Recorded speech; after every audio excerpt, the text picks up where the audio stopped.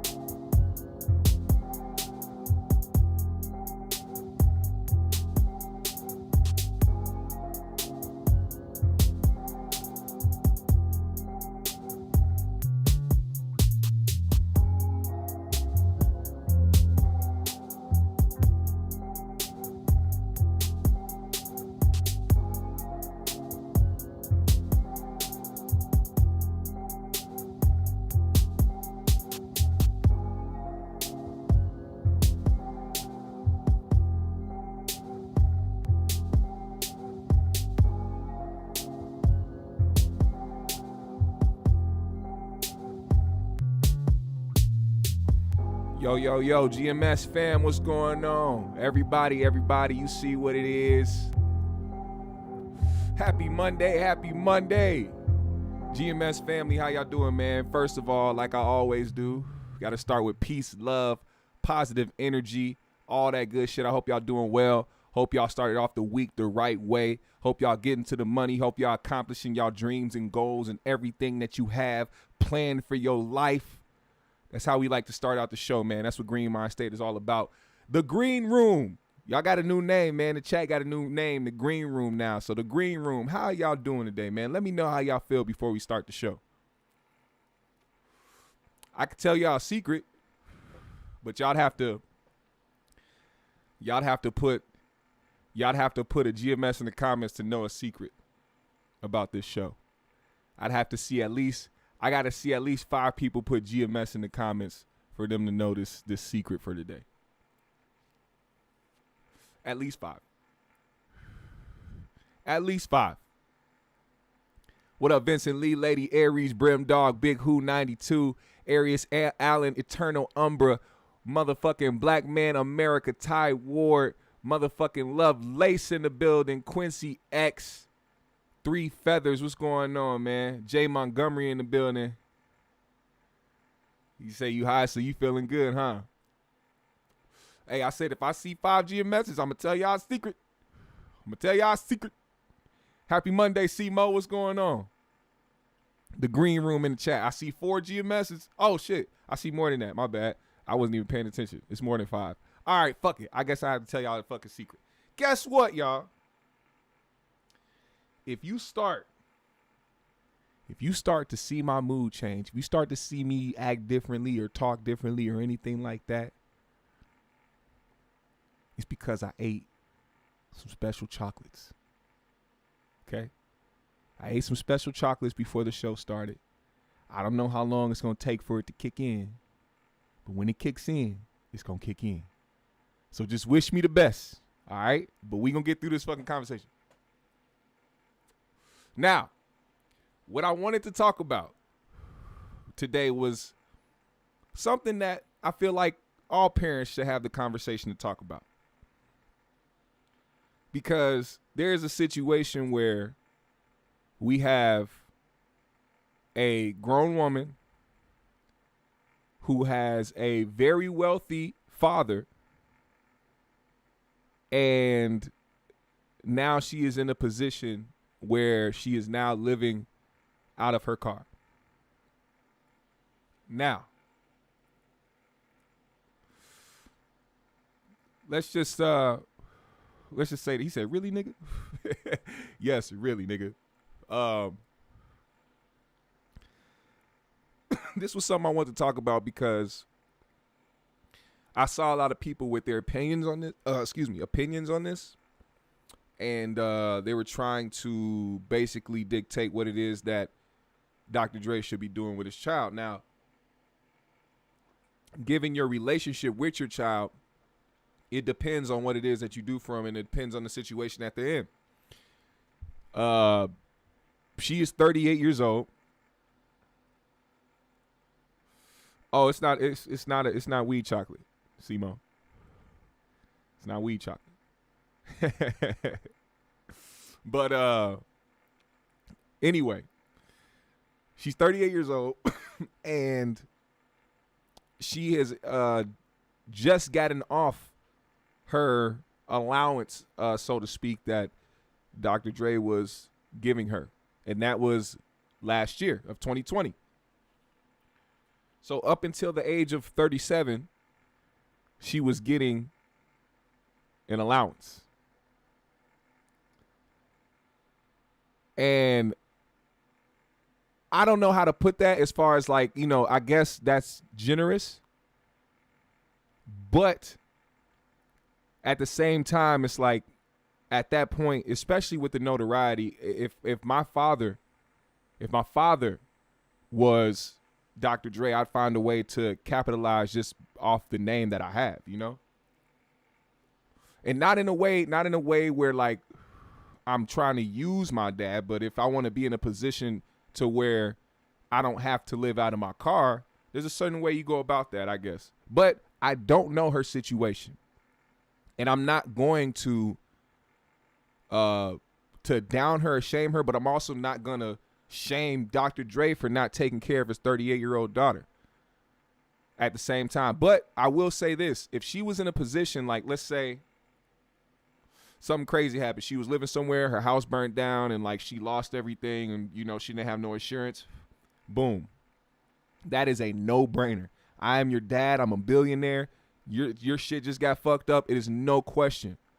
But if you've allowed an allowance for over 37 years go to waste, then what does that say about your situation? What is Dr. Dre supposed to do about that? Or like we talk about that shit. It almost goes hand in hand with like a drug addiction. If somebody was addicted to drugs, you're not going to continue to encourage them to take drugs because you're going to enable them. So for somebody who feels like they don't have to work for nothing because they've been getting it their whole life as an allowance, then they won't feel accountable for being in the position that they're in. At some point, you got to grow up, right?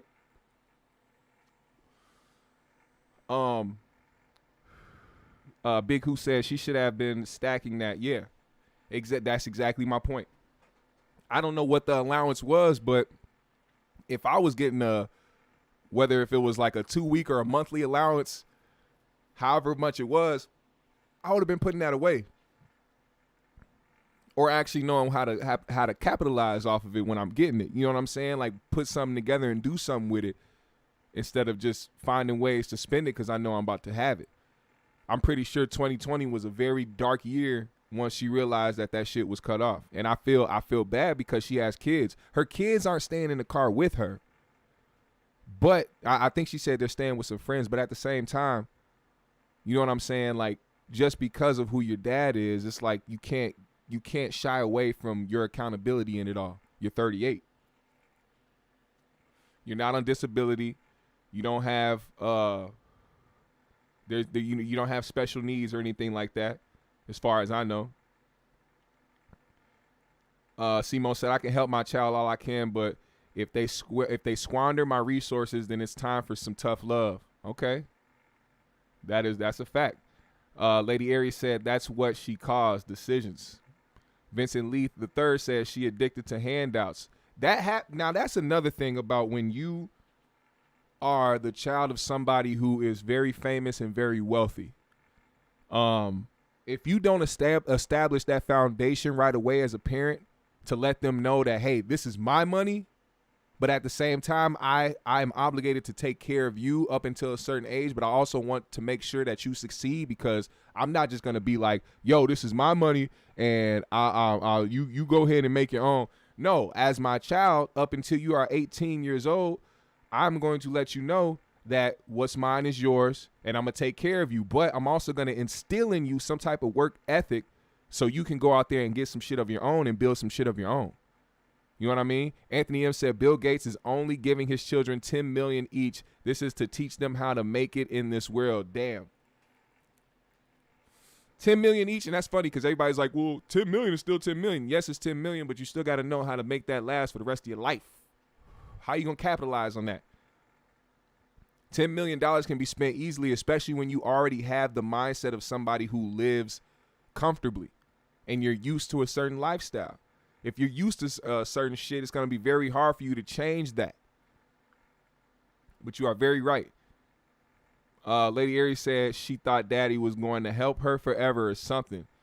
Well, she started a GoFundMe because of the fact that she hasn't been getting any help. This is Dr. Dre's daughter right here. She started a GoFundMe, and she's trying to raise $50,000 to get out of her situation. What do y'all think about that? To start a GoFundMe after getting allowance for several years up until the age of 37. And now that you're not getting allowance anymore, now you started a GoFundMe. How's that? What do you guys think about that? Joshua said, hey, what it do, GMS and GMS squad? Shout out to the green room. That's what the chat is called now, the green room. Shout out to y'all. Simo said, give me 10 million and I'll be straight for the rest of my life and my children. You're right.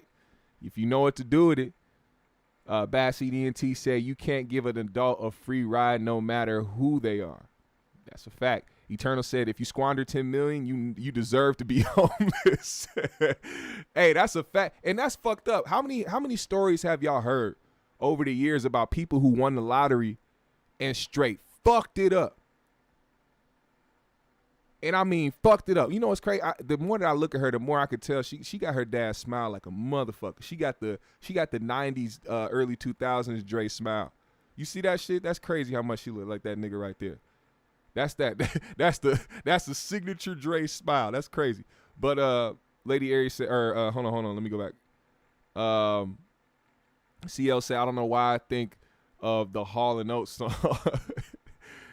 She said, Queen Kel said, where's her mama? I don't know. I forgot which baby mom that was. Aries Allen said, you will hope that at that age they're a little more established. I'd assume she had help, or she got help at the beginning of her adult life, and maybe just didn't take advantage of that head start. That could be very true, very factual. Lovelace said, if he let me hold 5 of that 10, I can make it work. Nigga, pass me 2.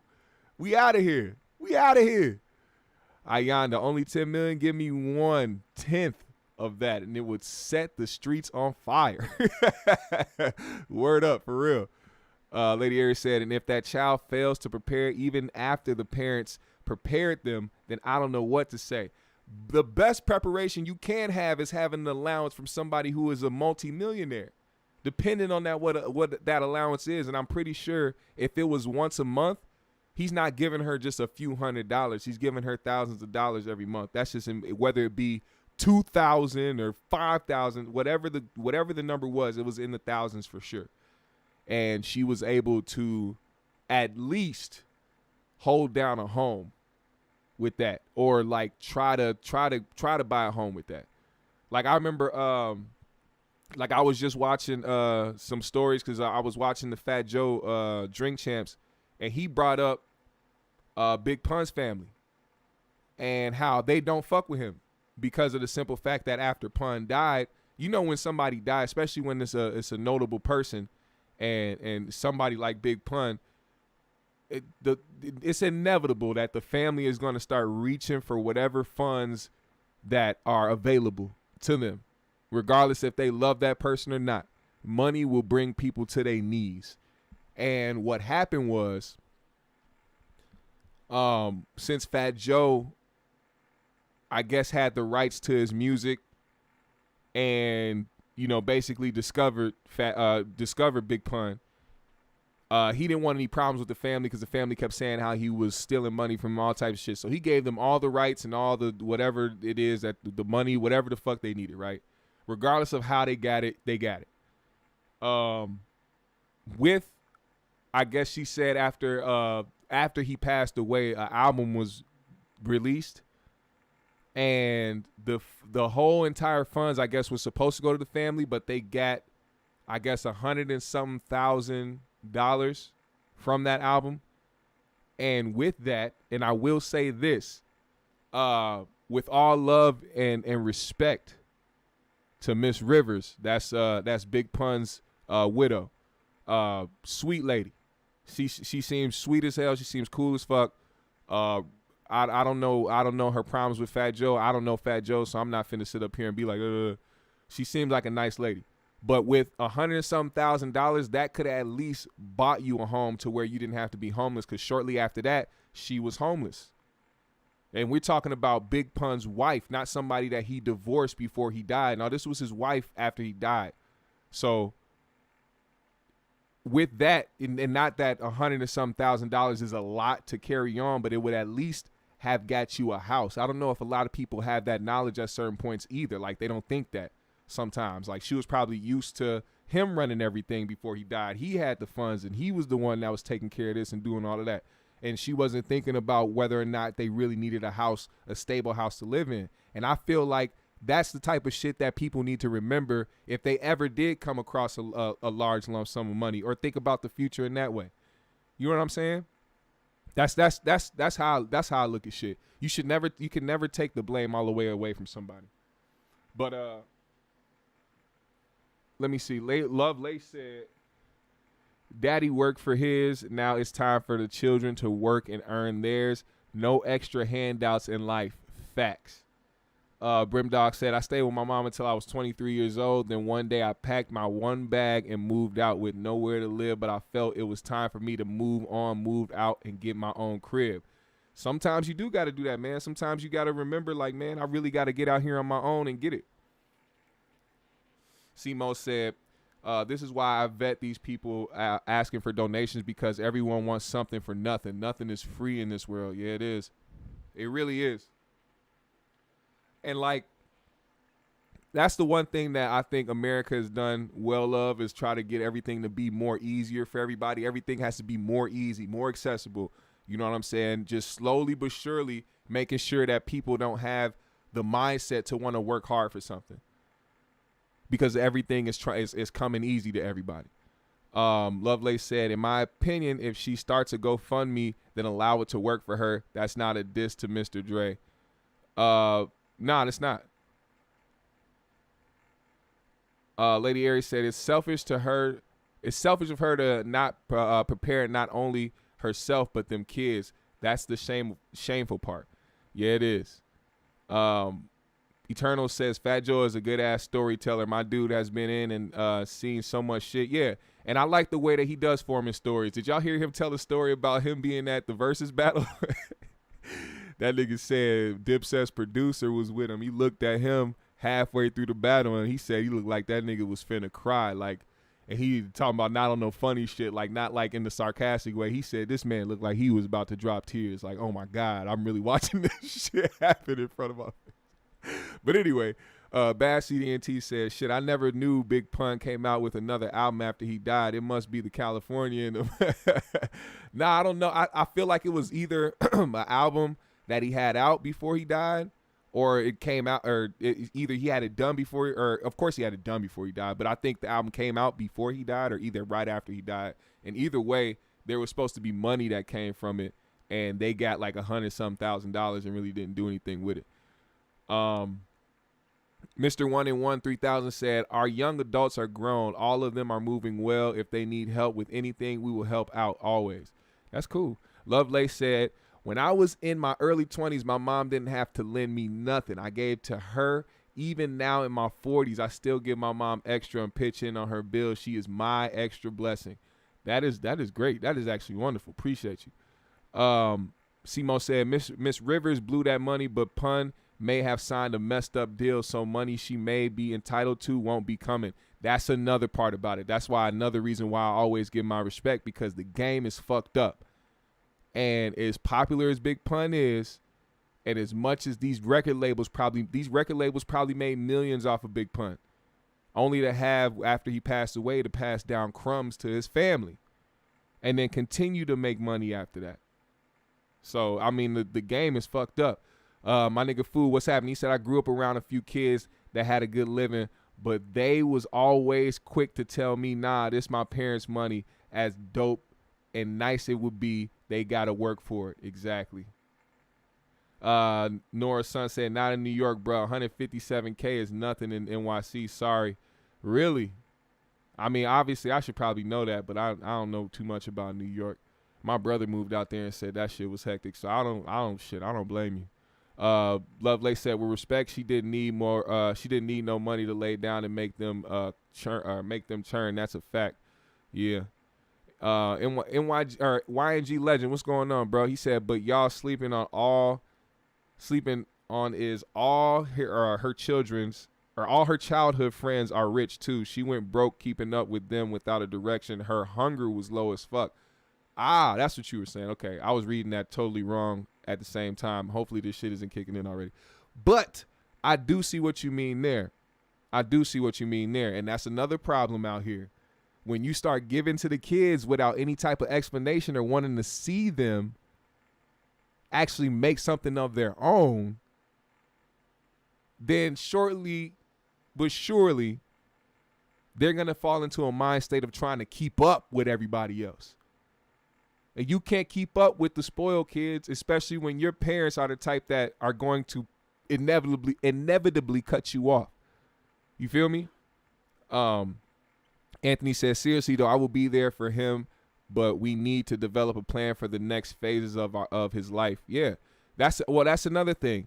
You have to continue to try to teach. If you're a parent, it's your obligation. Now, what is your obligation is to be a parent, because that child didn't ask to be in this world. Let's keep that a whole $100. Your child did not ask you to be out here to be out here doing this shit. You know what I'm saying? For them to be out in the world struggling, no matter how standards have been built for when you become an adult.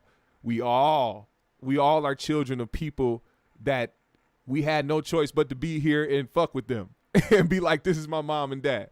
You know what I'm saying? And some people got handed some very shitty cards and got some very fucked up parents. You know what I'm saying? They did not ask for that.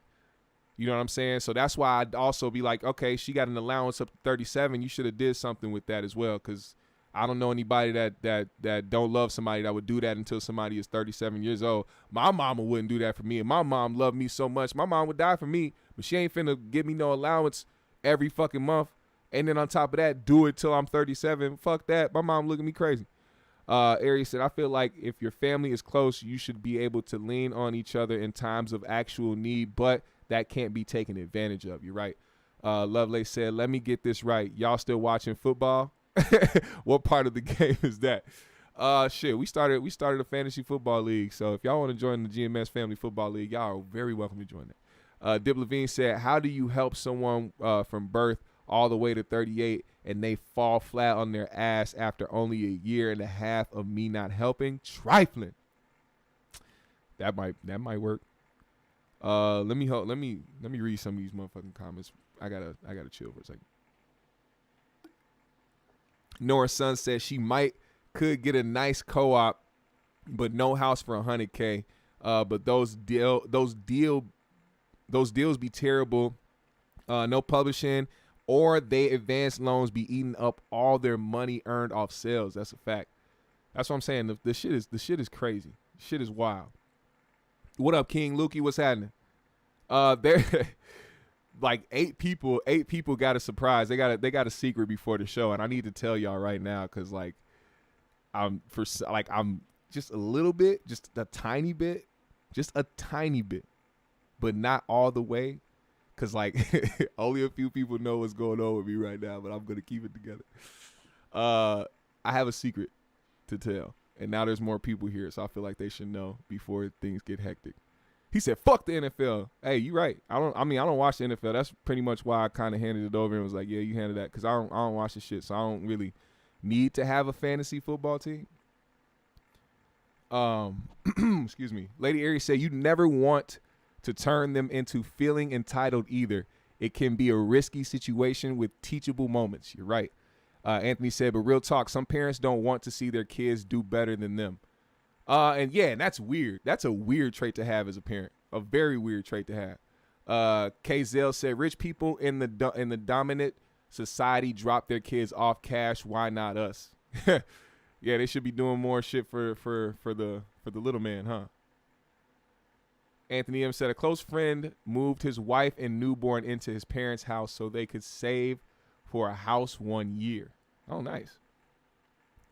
Area said, "Part of being a parent is being able to raise a functional, self-sustaining human, being that can take care of themselves.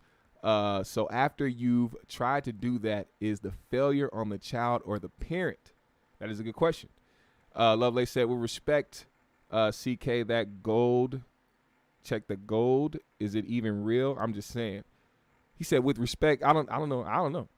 Last shall be first. If you didn't give your children the game, you failed. Don't just spoil them with money. Show them how to get it and maintain it." You damn right.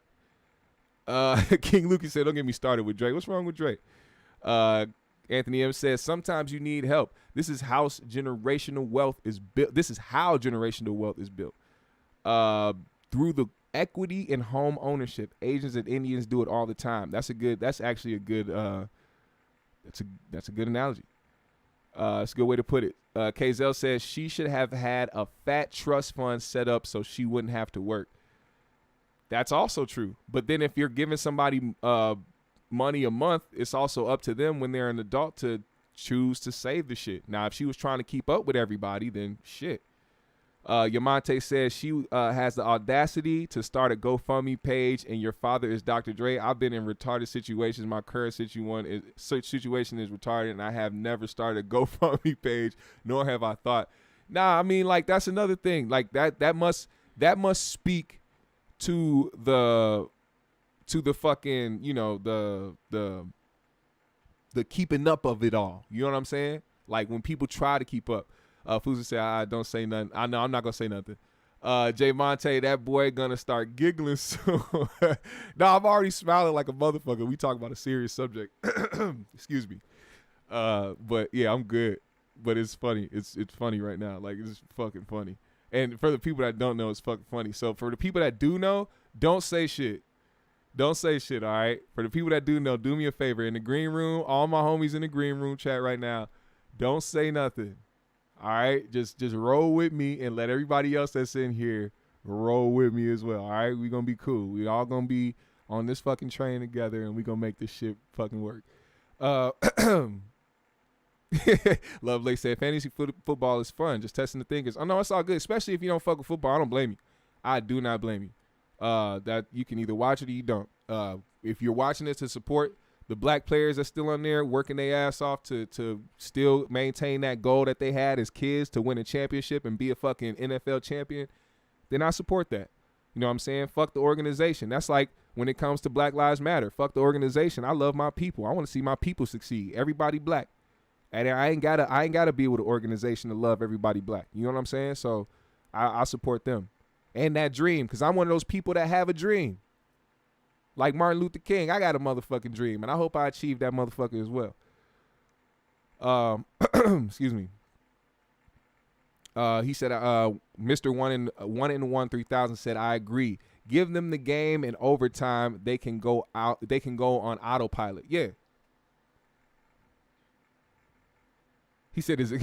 No, it's not. It's not. No, I didn't. There's nothing. There's nothing about that. There's something else, but just don't worry about it. Don't worry about it. Now, okay, here's the biggest question here. Matter of fact, let's go into another subject. Let's go into a whole nother subject, okay? Now that we've talked about that, and I see where you guys stand as parents. Unless you guys want to continue the subject, what you guys want to do? You guys want to switch the subject? Do you want to continue the subject? I'm down for whatever. I am down for whatever. He said, "Did I hit a lick?" No, I didn't hit a lick. I was supposed to interview my cousin today, but I pushed it. I pushed it back for Wednesday, so I hope y'all pull up for that because y'all definitely want to see and hear about the person that I'm gonna interview Wednesday. My big cuz, L.A. Arthur L.A. Buckner. He is a professional drum player. He is a teacher. He is a co-host on PBS's what is that show? Sound. I forgot the fucking. I'm sorry, I forgot the name, but he's a host on that. 2-time fucking Webby Award winner. He has performed on some of the biggest stages. Just got off tour for his fucking #1 jazz iTunes chart topping album, Big Homie. You know what I'm saying? I want y'all to really get in tune with him, man. And I'm glad to call that guy family, man. It runs in the family. Talent really does run in the family. I'm telling you. I am telling you. You got to be in tune with the homie. And I posted up a video on my page, on my channel, that you can see of him playing the drums and just completely murking it. And you can find his videos all on YouTube, on Instagram, all that shit. He's an incredible drummer. Matter of fact, should I pull up one of his? You know what? That's what I'm going to do. This is what I'm going to do to get y'all prepared.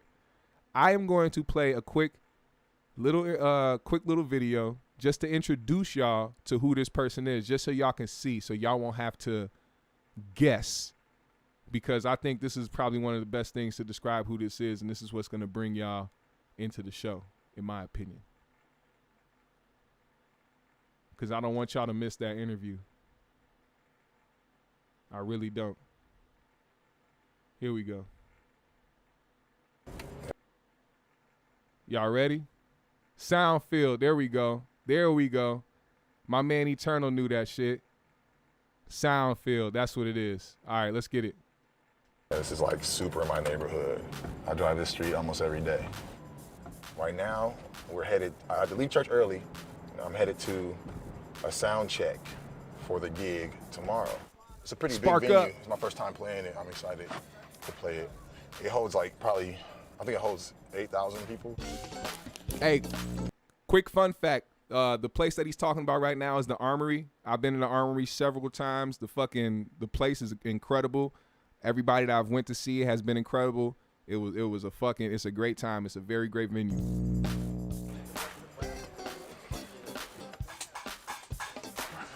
Double Diddy, double stack Diddy. The name LA came from, my name is Arthur. My dad is Big Arthur, so that makes me Little Art, LA. Shout out to Big Art. What up, There was a point where I had to make the decision to choose. Hey, and our other uncle, Dwight, it's funny. He used to call me and my brother Robbie burger buddies. He said, "Hello, burger buddies," because every time he came around, me and my brother would always have like a McDonald's cheeseburger, hamburger, some shit. So every time he seen us, he'd be like, "What up, burger buddies?" Shout out to Dwight. Music intentionally. I figured, okay, since I can't play drums, that's not gonna be a lucrative living. I have a decent voice. I wanted to get into sports journalism. That's what I want to do. I was registering for classes and nothing sounded interesting. I was sitting on the bus stop and the bus had pulled off. And you know, there's like a steam in the back of the bus, that exhaust. And I promise you, when that exhaust hit me, I either heard or I thought in my head, I said, music has to be. And at that moment, I said, okay, you know what? Life is way too short. Even if it don't work, I'm about to try it. This is my basement. By the time this video is over, you're going to love this guy. Watch this shit. I'm telling you. Stay right here. Down here. I'm going to make it happen. So it's a beginner level home studio, rehearsal space. The tissue is for earplugs. Boom. How you like that?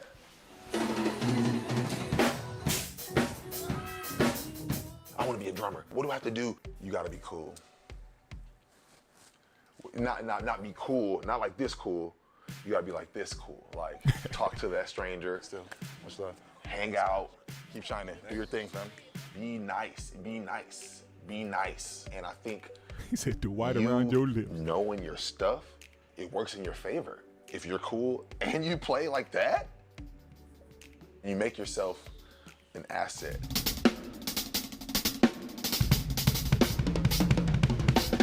Toughest part about making a living as a musician is the feast and famine. When it's good, oh, it's sweet. When it sucks, it sucks. Another whack part, the only bad thing about being a drummer specifically, this is it, the only bad thing is lugging all the gear around. It's a pretty big gig, so I'm gonna play a big kit. Everybody who I look up to, they always got huge kits. They always playing big kits. All my friends out of town, they always playing massive drum kits, so I can do that too. Let me do it. It's a lot of work though. A lot of them, they got drum techs, they got endorsements and all that good stuff. That's on the way. It's on the way for your boy. How do I make a living? My favorite way to make money is playing drums in the studio, recording an album for somebody. I teach in schools, I do private lessons, I play at church. In bigger cities, hey, y'all know them church drummers be wildin'. People feed families off of just church. Church is lit, okay? Them church drummers be going now, there's nuts. Gigs and there's shows. A gig is where like, hey, we need a small jazz combo to play in the corner. Nobody's gonna be paying attention to you. He's like, okay, cool. That's a gig. Nobody knows you at the gig, okay? Gigs are kind of hard sometimes. Shows are what you want your friends and family to come see. For example, with Dim Atlas, I played Soundcheck with him last summer. Soundcheck is a show. How else? Soundcheck is the biggest music festival in Minnesota. Let's go. Let's get it.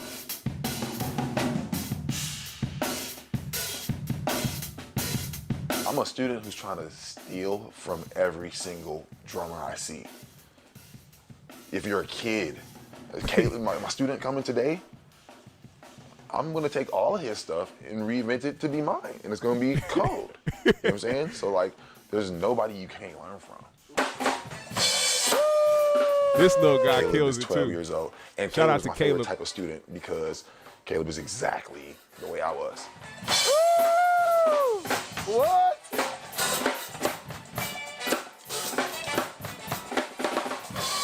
It's close. It's super close. There's something that you do. I don't know what it is yet, but I'm gonna take it. I'm stealing it. What's this?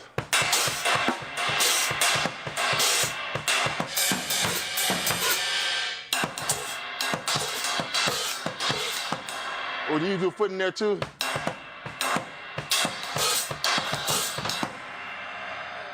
So with the foot, it's gonna be like.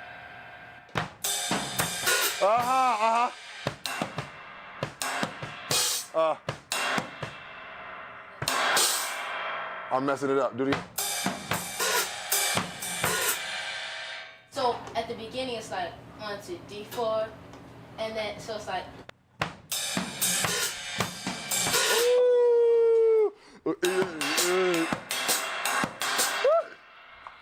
That's killer. It goes.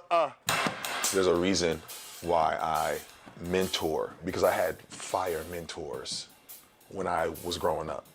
That's one thing that church gave me. That's one thing that We need more positive being in the black mentors out community here, gave y'all. me. And I realized that that's one of my jobs. That's He's doing why I his even part teach. out here. Because I gotta tell all the secrets to the youth. I gotta tell them the stuff that I'm learning right now. That's what I have to share with Caleb. Do cat, want to do that with me? What you?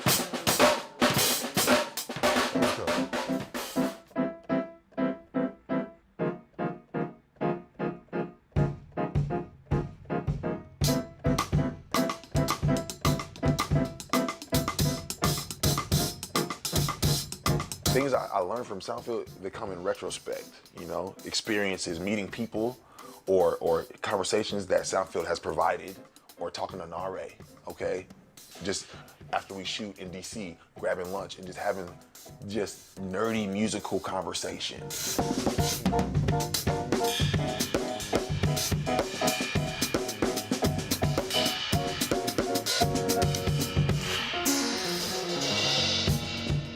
One of my favorite tracks that we did was the parody track. Now that right there, I don't know if I could play due to copyright. Shout out to Barney. Shout out to Barney. But either way, that is L.A. Buckner, who I will be interviewing this Wednesday on the GMS show. So as you can see, a very animated, enlightening, very talented individual. It's going to be very great to have a conversation with him and get to, pick his brain a little bit, and also the jewels that he will be dropping. So if y'all got any extra musicians in your family, or if you're a musician yourself, or you just enjoy live music, this will be a great conversation for you to have. And I'm gonna try to get some clips from him of him playing some shit that we could play through the interview, just to get y'all in tune, and you know what I'm saying, just to keep the vibes going. But that's who the fuck that is, man. So y'all pull up Wednesday for that. Now, there's something I want to do something cool with y'all, but I don't know who will participate in this StreamYard. If I open up the StreamYard, I don't know who will participate. Is there anybody who is nervous, who wouldn't want to get on? Let me know right now if I should open the StreamYard for y'all. Yes or no? What up, Ty? What up, Ben Slim? What's happening? Chief Wildfire, what's going on? He said he jumped in so smooth. Yeah, that's what I love, that part. That part right there. I'll sample that shit. Vincent Lee said, let's talk about why the fuck it's been raining for 8 straight days in DC. For real? Damn. Hey, now, look, I will say this, though. Big prayers up to Haiti and the people out in Haiti, man. That shit, they keep getting hit bad, bro. Haiti keeps getting hit bad. And I'm talking about, like, thousands of people keep dying from this shit over the years, like just crazy ass earthquakes and shit. Like, Haiti's damn near becoming a fucking a death grounds. You know what I mean? Like, it's damn near just a dangerous place to fucking live, man. So many people are out there too, and I feel bad because that shit keeps happening to them, and it's already like a country that's trying to like rebuild. It's like, damn, they keep fucking get torn down. It's like, it's fucked up.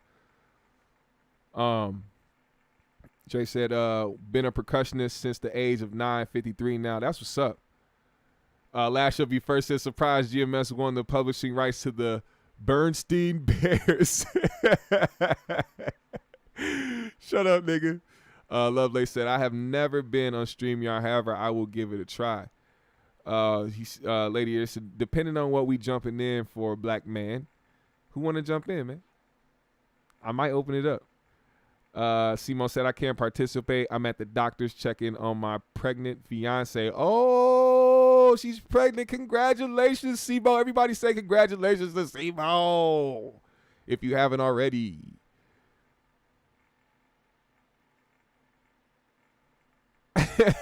He said, man, freak.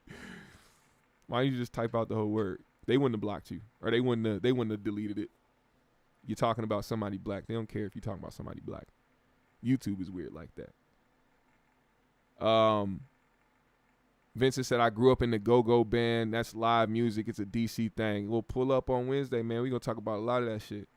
A lot of the different aspects of music. Anthony M said, and you notice the U.S. is quiet on the disaster because they resisted slavery. Yeah. But, they all trying to jump out the window overseas right now. If anybody, if y'all didn't hear what's going on over there in Afghanistan, over in Kabul, or how do you say it? Kabul, or whatever it is. That shit's crazy out there.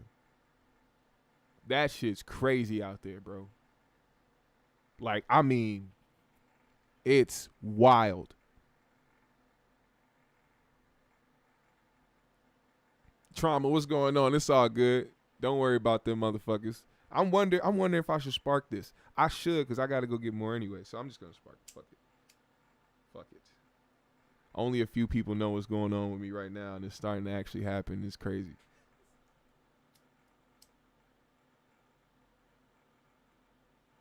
It's fucking crazy.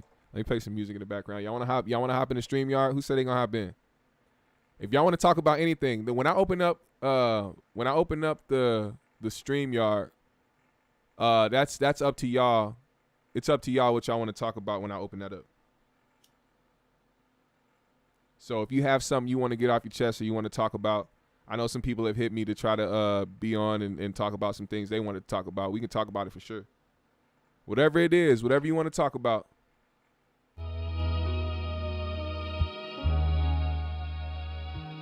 Hold on, let me open it up.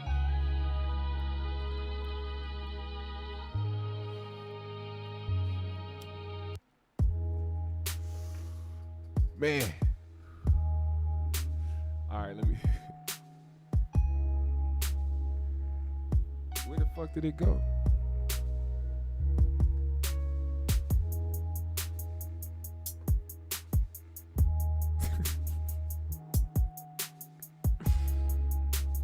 What the fuck?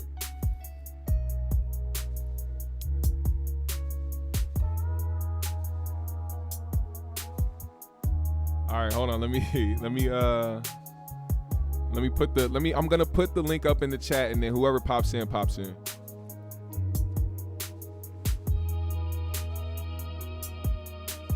Hey, by the way, hey, Blacklight, I saw that shit between you and DC the Truth. I know y'all just having, a debate back and forth, but I just hope it doesn't,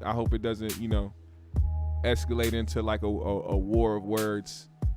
But I peeped it. I peeped y'all. I peeped what's going on with y'all, and I know y'all have a difference of opinion, so I'm not telling y'all not to stick by or stand on what y'all saying, but just, keep it in a debatable way, because I respect both of y'all. You know what I'm saying?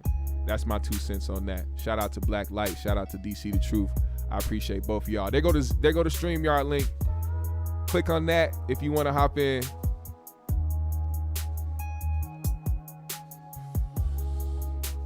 Whoever hops in. Yeah, they do. And I'm reading y'all comments. It's just that you know how YouTube is, and I don't want them to fucking block me from my GMS fam and my green room fam. You know what I'm saying? Hey, we got somebody right now. We got Anthony M popping in, huh? My guy, what's going on, bro? Hold on, can you see me? Can you hear me? Yes, sir. What's going on with you, man? What's good, fam? Oh man, I'm chilling. I'm just enjoying my day. Trying to stay cool. Nice. It's a Monday. Energy, man. Like your aura. Your aura's lovely right now. Appreciate you, brother. Appreciate you. How you feeling, man? Feeling good, man. I'm sitting here just listening to you, catching the vibe, and working on my syllabus for my next semester next week. So I'm just putting together everything and I'm pushing back, doing a little bit of a pushback. I got my bosses that don't look like me telling me how I should teach black kids. Yeah. That seems to be the norm. Yeah. So I'm working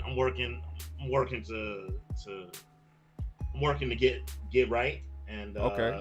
Sometimes those mountains those are just some of the battles that you just have to fight, man. Like I it seemed like we're the only race that you could do that to, where other people could tell us how we need to be, right? Yeah. Me as a heterosexual man, I can't tell gay people nothing. Right. Right? They'll jump on me, right? If I even think about saying something about Jewish people, done, right? But black people, this is what you guys need to do. This is what you need to fall in line, motherfucker. Right. Yeah. So it's kind of wild right now, man. But I'm loving it, man. I was having a discussion with one of the new deans, and she was like, your vernacular is different. The way you speak kind of, and I'm like, I already knew where she was going. What she means is, what she's trying to say is, I don't speak the King's English when I teach. So I don't speak professorial. I don't speak enough. I don't use this type of tone when I'm speaking. I need to speak more like this and pontificate properly. And I don't talk like that, And I like to talk to students where I'm at and where they're at. Right. And I grew up. I'm from Chicago, man. I grew up in the hood. So when I got my degree, I stay who I am. There's no code switching with me, you know. And I hope Straight up. I hope my students appreciate that, man, because, you know, Oh yeah. I'm not here for the bullshit, and I'm not, you know, I tell students I keep it real. And I blew one of my students away the other day. We was talking, and the student was going on. It's one of them white students who want to show me how down they are, and I was like, say less. And he was like, what? You actually are saying that term? I'm like, yeah, you must. Yeah, I said it. You're actually saying that. You're actually saying that? I'm like, say less. I got you. You know, so Right. yeah, I think we need more black professors. That's the impact that people forget about, man. Like, that's the teachers that you remember, people that you can relate to, or people that will actually genuinely fuck with you and actually want to see you thrive. Like, people remember those educators, those teachers later on down the road. You know what I mean? Facts, absolute facts, bro. So you doing exactly what you supposed to do, bro. And we appreciate you. I said this before.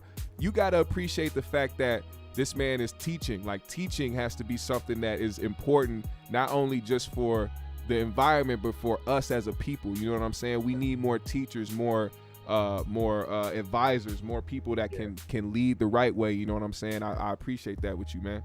Yeah, man. A lot of people, you know, everybody got an opinion, but that opinion has to be, it has to have some level of scholarship or intelligence that's into it. Everybody got an opinion. You know, it's a million people all of a sudden got an opinion on Afghanistan. I fought there. So I understand the politics that's going on. And the role that this country played in what's happening over there. Right.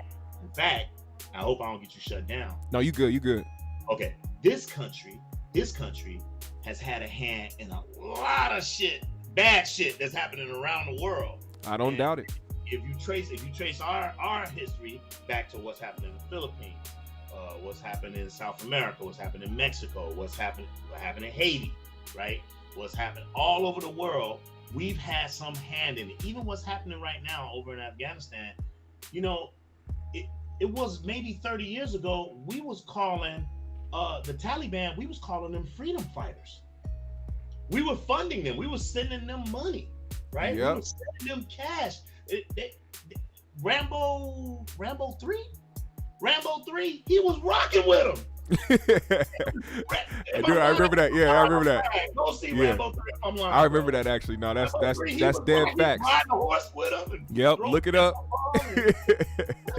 And why? Because they was fighting our Cold War enemy, Russia. Yeah. Yep. Right?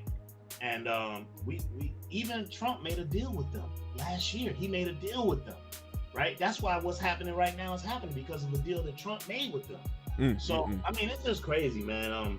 But I try as best I can in my prose and the way I teach. I try to keep it. Obviously, you can't talk about the topics that I talk about without bringing in the Black experience. That's my experience. So that's kind of how I do things. And I do some things that people may think is corny, but it'll get you the message. For example, like I use puppetry. Yeah. I'm a puppeteer, and I use puppetry as a part of teaching. I make videos. The one that you let me use that music on. Yeah. I make videos to reach kids because sometimes it reaches them better when you do it to them kind of smooth. It's kind of like when your mom wants you to eat broccoli. So what she did, she shredded it, chopped it up, and put it in the sauce. Yeah. So that way you don't know you eating it when you eating your spaghetti. You don't know that you eating it, right? Right. So it's the same thing, man. I do. That's a great way to put it, actually. Yeah. So I do things like. I'm sorry, I'm talking too much, but no, you good. This shit is hitting me right now, so I'm actually enjoying this right now. Go ahead, talk. Yeah, so I have characters. I do like little 5-10 minute skits like before class, like with my guy right here. This is Uncle Spud. Uncle Spud, that's my guy, and he's a couch potato, and he think he know everything, right? Oh, okay. He a barber, so sometimes I go to my man shop, and we shoot video skits in his barber shop. He let me shoot there. Or sometimes we just shoot in my living room and have him talking to his TV.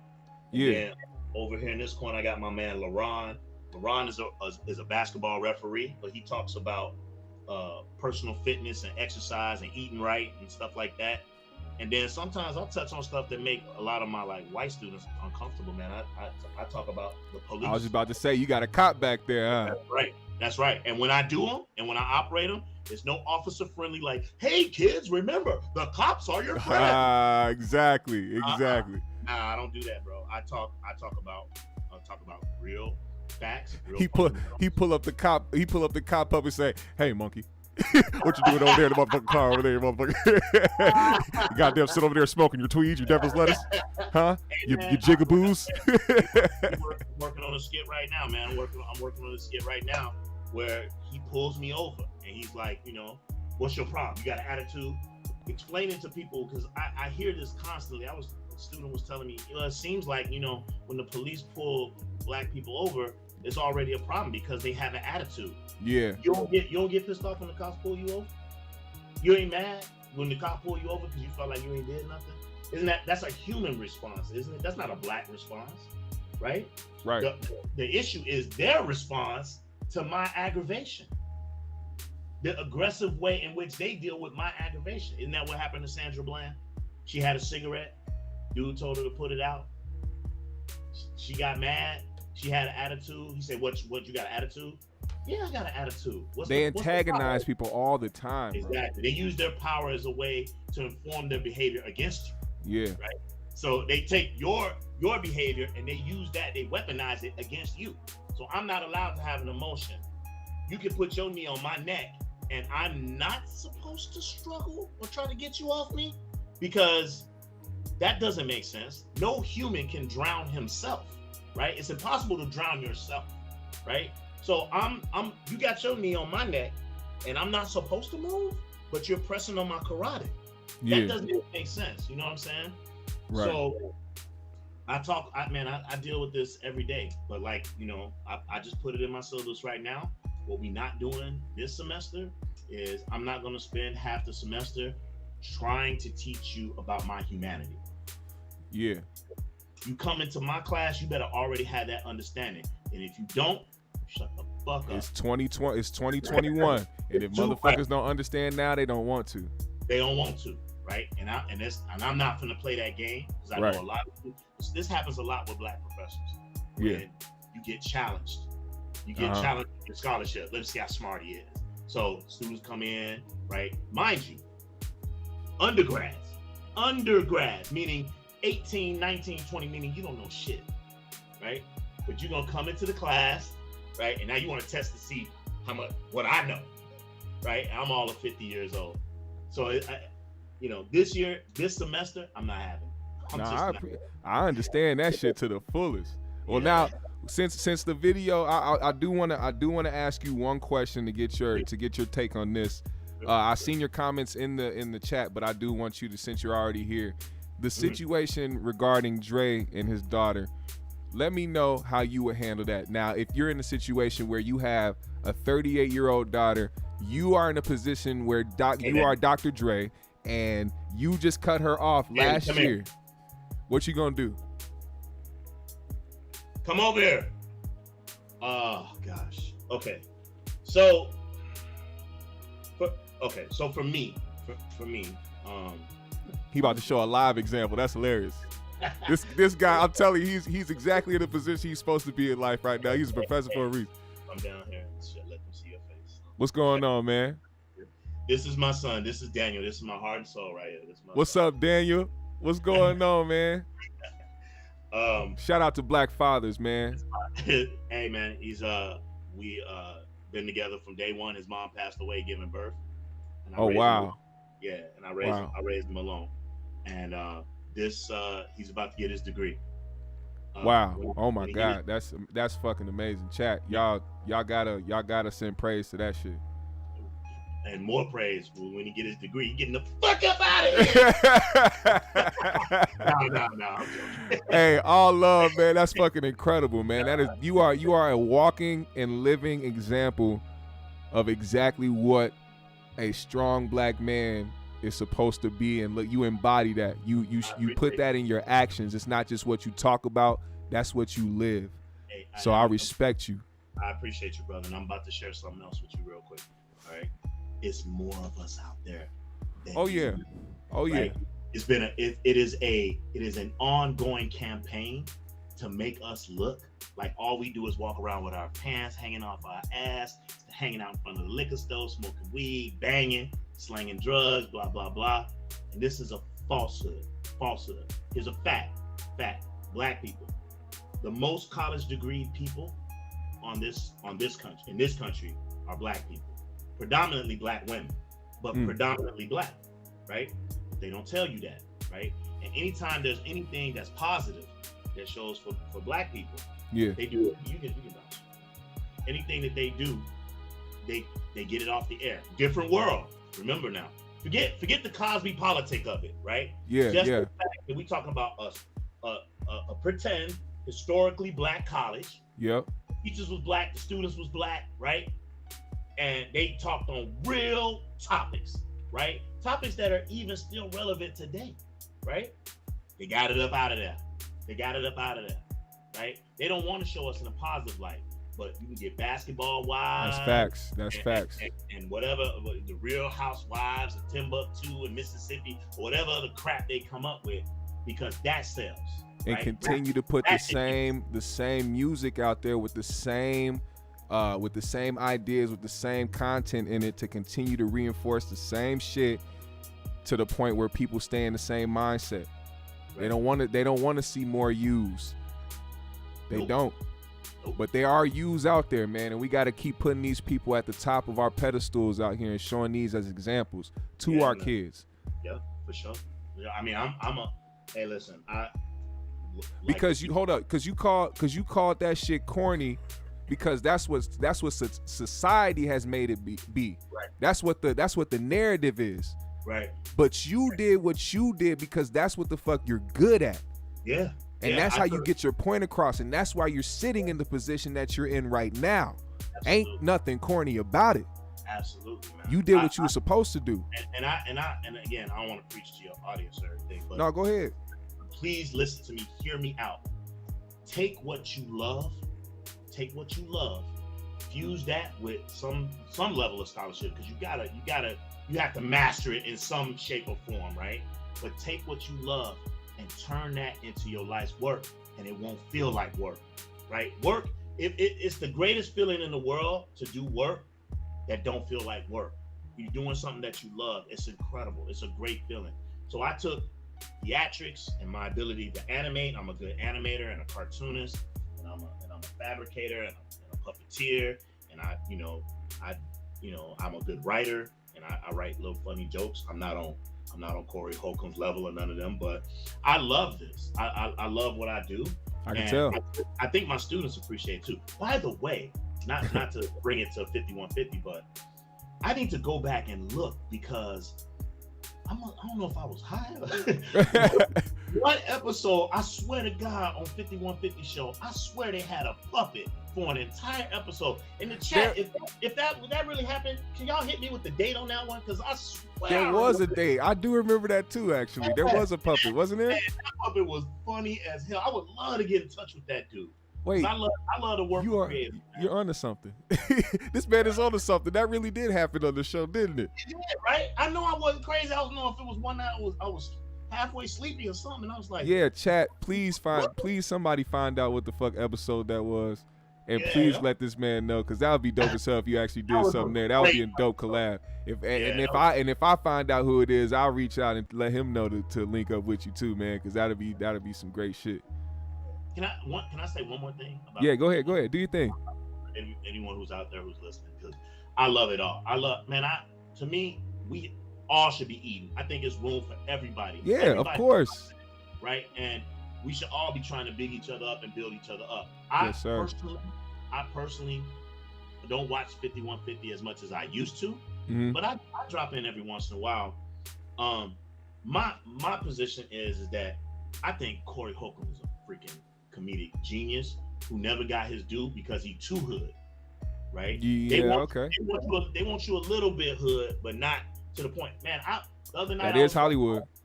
Yeah. The other day I was on Netflix and I was watching I think, what's that show called? Sister to Sister, something like that. Half and half. It's two sisters. They live in the same building. Yeah. You know what I'm talking about. They live like over each brother. Yep. And one sister works like in the hip hop industry, and the other sister's like a lawyer.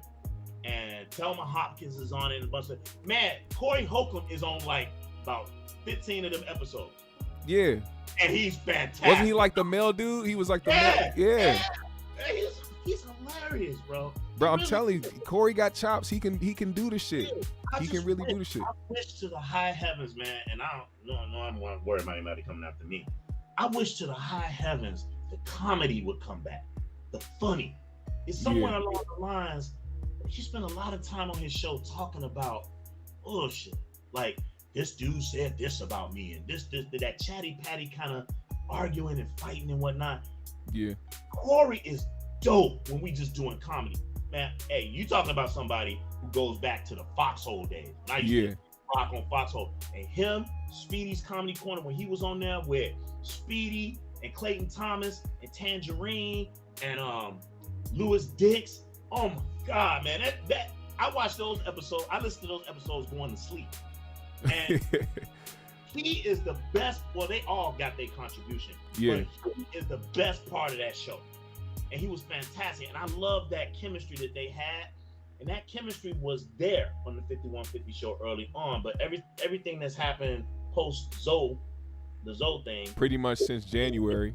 Yeah, man, it's kind of falling off, man. So I'm hoping he get back to it, man, because I think he's funny. Yeah.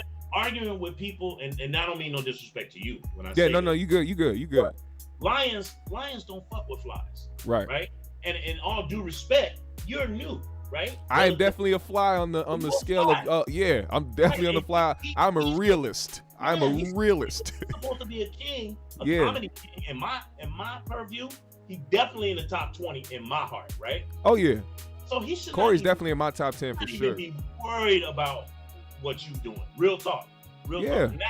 And I like your show too. I mean, I love your show. You know, nigga, you've been here since day one, so I already know. Like this ain't nothing, but this is exactly what the fuck I mean by somebody. This isn't even like constructive criticism. This is somebody being real with the situation. This is a real situation. Corey shouldn't have to worry about what anybody, like, if anything, use it to his advantage to have it continue to have people talking about it and getting people to continue to watch the show instead of having people pull it away, you know? Somebody in his ear. But real talk, even if it was true that you was hating, even if it was true that you was, trying to subvert views just by virtue of talking about his show, right? Right. Even if that was true, you ain't gonna never, because again, you small, you ain't gonna never tip off enough to affect his viewership. Exactly. People still gonna watch. So at the end of the day, man, let them talk. You know how many people talk about me? Like I said, I don't speak the King's English when I my classes. I had other professors come into my classroom because they hearing laughter, they hearing claps. They want, what's going on over there in 310? That's right. Come on over. Have a seat. Sit in the back. Learn something. Right? People gonna talk. I get my reviews. They give me my reviews at the end of the semester. I have, on average, about 35, 40 students in my class. At least 2. Always 2. He's this, he's that, da. Okay. Right? But it's not gonna make me lose my job. No. It's not gonna make me lose anything, right? More students are gonna still keep coming to our program and gonna keep taking my class. Why? Because when they go onto their little apps or whatever they have, I know they got Rate My Professors or whatever, and they check, they be like, oh my God, Professor McIntosh's show is lit. His class is lit. It's fun. He's funny. He's this. He's that. But I actually learned something. Yeah. And not one student can say that they didn't learn something. And that's how you're gonna solidify your spot. Yeah. And I think that other shows can learn from this experience. This is something to be taught and learned within this whole thing that people are going to talk. And by the way, honestly, I'm not kissing your ass either. I will say it. I don't think you're hating on him. Right. You have your opinion about what I think. I make it very clear. You know what I'm saying? Very clear. Yeah. You just talking about what happened on the show. Yeah. And I've heard you say when the funnies happen on the show too. I haven't just heard you just talk about the negative stuff. Right. But the fact of the matter is that the atmosphere, the show's kind of taking a negative turn. Exactly. We all want that king to rise like the phoenix from the ashes and get back to what was great about that show with Bobby and Zoe. I do hope Zoe come back, because I think Zoe brings something unique to that show. I rarely watch Zoe on his Zoe Mansions, I think it's called. Yeah. I watch it a little bit, but I think the dynamic that he had with Freeze and Craig, and by the way, man, I love what Craig's doing. Oh yeah, Craig been killing it. Shout out to Craig Facts Podcast, man. They've been killing it. That's my vibe right there. That's my Yeah. vibe. That barbershop talk, drinking, just with a bunch of the homies sitting around. Yeah, kicking people it. be talking about how he got a lot of people on his show and it's way too, but I don't think it's way too many. I feel like everybody plays their part, especially like you just said. If you somebody that's used to going to the barbershop and being around a bunch of people and holding the conversation, you know how that is. Like, Bro, that's part of our culture, bro. yeah. His show is very, very exemplary of our culture. That's what it's like in the barbershop, right? Right. And sometimes it'd be like a little bit of argument, and then a few jokes get thrown in, and then they bring it down, right? And Correct. people go at each other. But I don't see anybody. I used to feel that way about Brandon. I don't know what's happened to him. He's not on the show right now. I used to feel that way about him. I used to feel that way about, is his name Dwayne? Is that his name? Dewan. Yep. I used to feel that way about him. I'm like, okay, these the dudes is trying to show everybody how smart they are. But I feel differently about that show. It's like what you said. Everybody is playing their part. Dewan actually is a very smart brother. Very intelligent. Yeah. And Brandon too. I think that Brandon been ghost lately though. That shit's been weird. I don't know what's going on with him, but since that hit a lick, catch a fade thing that happened, man. Oh my God. yeah. I watched that episode live, man. I got goosebumps. I was like, woo. I didn't know who that dude was. I didn't know who he was. But, Yeah. I had to go do some research, but he volatile, and I was like, ooh, he finna snap on. Yeah, he definitely has no filter. He's one of those guys that just kind of says what's on his fucking mind. I like people like that too. Certain circumstances, and the type of dudes you want riding for you, but at the same time, it seems like, and I don't know, I heard that there's something physically happened to Brandon, like he had a surgery or something. So okay. I have no idea. Or something like that. But has to be something for him not to be coming to the show. Be that as it may, the show is fire, bro. Yeah. 2 times a week, you're getting good content, and they not just sitting around drinking. He got topics. Yeah. And legit topics that mean something to the culture, and I appreciate that, man, because you got some dudes that's from the seedy side of town, they got an opinion, and then you got the elevated dudes kind of like Dewan who speak on, and I love that meshing, so it's dope. And I think that used to be what 5150 was. I would love for that to come back, man, because Tuesday nights, man, is boring. Without I'm just waiting to see what the fuck is gonna happen tomorrow night, because just bringing something to the attention. That's another reason why I did that video, because of course I was like, yo, I'm done talking about Gooch in that situation, but the simple fact that Gooch is the one that was like kind of just kind of putting the, not even that, but putting the information out about blocking people, and me having to like talk about that. It was like he was the only one that was talking about it, so I had to be like, yeah, he's the one that said this. But it wasn't nothing like that I was making a video about Goose. That's like concern about where the shit is headed. You know what I'm saying? Like, it's gonna be bad for the show if they start really blocking people and people that's not supposed to be blocked. But I have a question, because I'm not YouTube savvy. Go ahead. Can he block you, or can he only block your comments? He can't stop you from seeing it, right? Yeah, if he blocks, if he presses block on your channel name, you are blocked from that entire channel. You can't see your channel. If you were to get on YouTube through your channel, he wouldn't be able to. Okay. No, if you say say if I'm watching the 5150 show and I'm commenting in the chat, if he presses block on my name, I'm blocked out of the channel. Like, I can't see shit. So that's the whole thing about that. Do you comment? Do you comment on it? I just started to recently. Like, before, I was really, like I said, I used to watch it, like really watch it. So I didn't really, like, all I did was kind of go back and forth between watching the actual show and then going to the comments whenever something like either funny was said or something. Like, it was like a certain point where I will actually go to the comments and look, because I wanted to see what the people were saying or what they were like reacting to.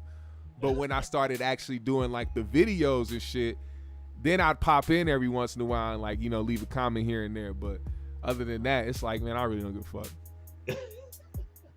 Oh man, I hope we just keep it to keep it to this. I don't like when people try to elevate stuff, man. I think it's childish. I think Yeah. even as black people, again, I'm gonna say it again. I'm not trying to play peacemaker, because at the end of the day, that's your lick. But for me, man, we all need to be trying to big each other up, right? It's Right. already a bunch of people out here that's seeking our downfall, right? So we need to be trying to lift each other up, and also too, we also need to be able to handle critical criticism. Yeah, for sure. I'm sorry, not critical. What up, AP? What's up, AP3Gs? What's up? What's boy? going on? What's happening? Not critical. I didn't mean critical criticism. That was stupid. I meant constructive criticism. Yeah. Criticism that you're supposed to then take and think about it. You know, man, one thing I would hate to have a bunch of people that ride for me or friends that always tell me how great I am. And they're not telling you the truth. Right, I'm not telling me the truth. That's not helpful. That's not helpful if I can't do no wrong, or if people can't tell me, hey man, hey Corey, that Grady shit is corny. Yeah. You know, if I don't have real friends to be able to tell you that, and to be able to tell you that without repercussion, see, that's what happened.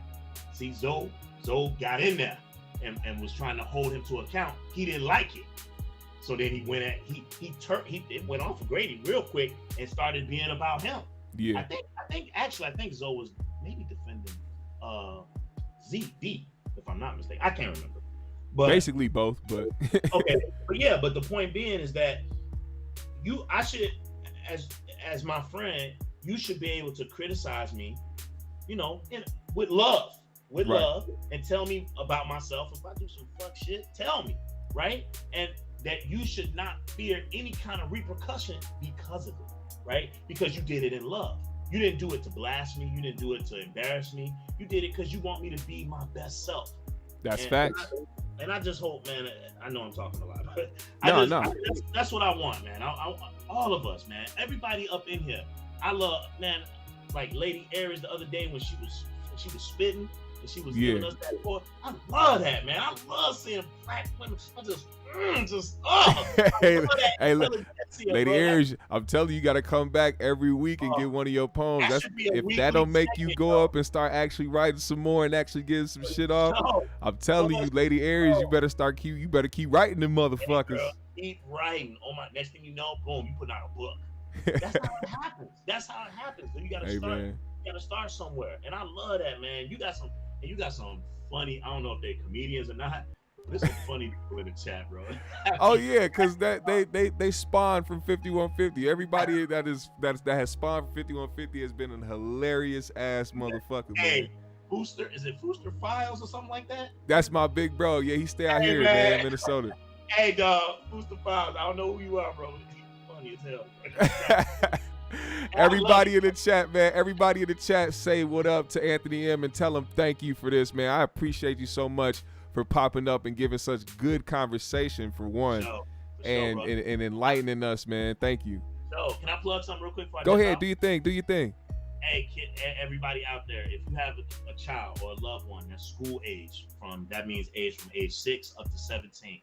If you within the sound of my voice, please go to goals4kids with a Z.com, www.goal4kids, KIDZ.com. Go on the website, check it out. It's a website that teaches kids and engages them in public health learning. It's free, right? There's nothing comes to me. Everything is done. It's all for the kids. Talking to them about hygiene, exercise, eating good, learning, the importance of math, the importance of learning, education, getting your dollars up. And it's all funneled through Blackness and brownness.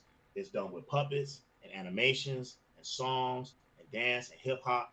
And if you can just give it a look, I'd appreciate it. We got downloadable stuff that you can download, mazes and activities. Teachers can go in. If you want to link up with me and you're someone who has something important to say and you're a teacher, you can come online. You can come to me. We can videotape it, make it nice, put it online. We can talk about things like air pollution. We talk about things like water pollution. We talk about health equity. What is the community? things like this that kids should be mindful of at an early age. So that when a pandemic come through, our kids are prepared. Our kids are prepared, because trust and believe, they preparing their kids. Yeah, that is a fact. Their kids know how to fish, how to hunt, how to build, how to weld, how to shoot a gun, how to fight. That's the same stuff that we need to be teaching our kids too. Yeah. Right. And so it's some of that built into my website. I'm begging you, please go check it out. Go4kids.com. Play some games, play some activities, have some fun. And we're gonna keep this thing going. We're gonna keep it going and try to build this up. This is gonna be the new YouTube. Type it, hey, type it in the chat too so I can see it. You got it for sure. Appreciate you, Anthony. I love all of y'all. I got a lot of love and respect for you, man. Keep doing your thing, man. I'm proud of you. I don't know you. Thank you. I'm proud of you. I love you. You're on the come up. I love how you got to 1,000. Next up, 2,000. Let's go. You heard it first from my man Anthony M. the Professor, man. Thank you so much for pulling up on us today, man. Appreciate you, brother. That's a king right there, man. Y'all respect that. Hold on, we got Love. Hey, before we get out of here, I got Lovelace coming up. Let's see what Lovelace got to say. Lovelace, what's going on? Hold on, let me unmute you. You got to unmute your mic. Is she still here? Is Lovelace still here? You got to unmute your mic. Is she here? Where's she at?